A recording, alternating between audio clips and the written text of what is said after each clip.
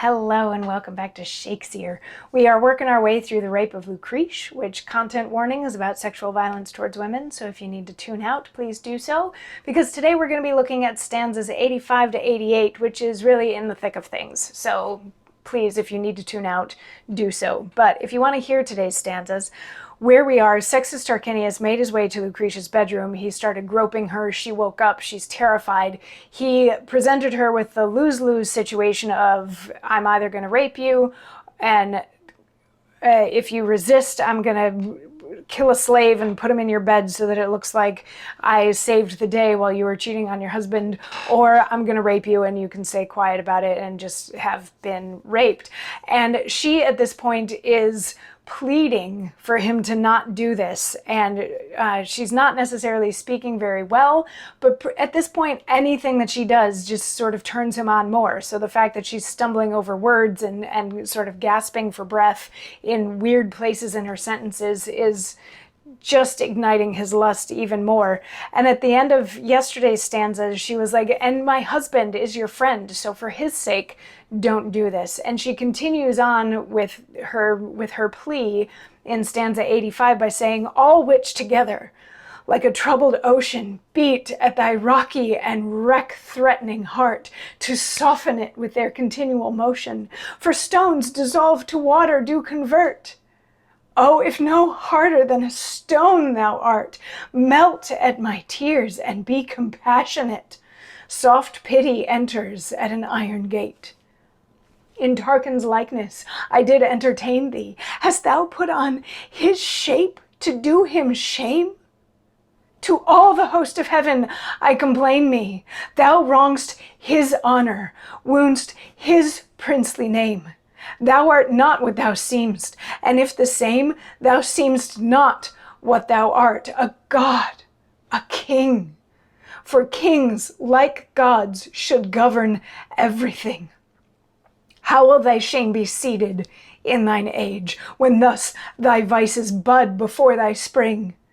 If in thy hope thou darest do such outrage, what darest thou not, when once thou art a king?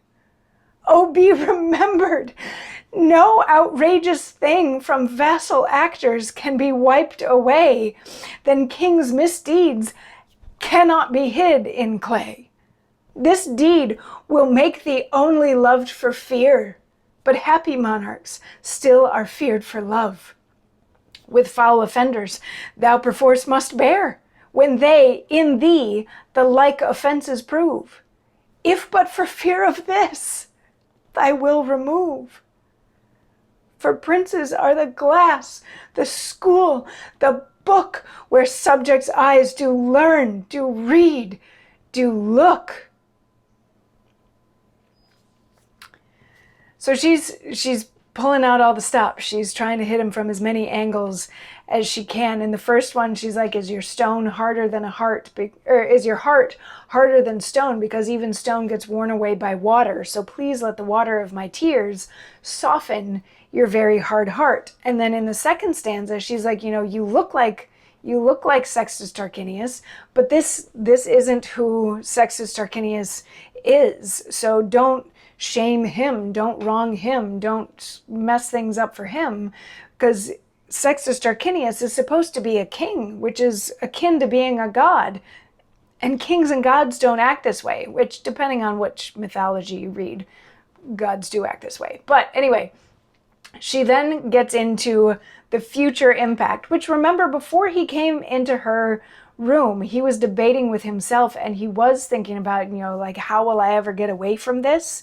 If I do this, my whole reputation is going to be stained forever. If I do this, she taps into that too, but she takes it a little bit farther in bringing in his kingliness. She's like, how is this violence going to age with you? It's not going to age well, because everything is going to come out once you're a king. And if you're doing these things now when you're young, imagine the terrible things that you're going to do when you're older as a king, because like this is going to throw off your entire moral compass. And then what happens when you as king have to punish other rapists? how are you going to be able to do that? Because they know that you're guilty of the same thing, but you didn't have to pay the price for it.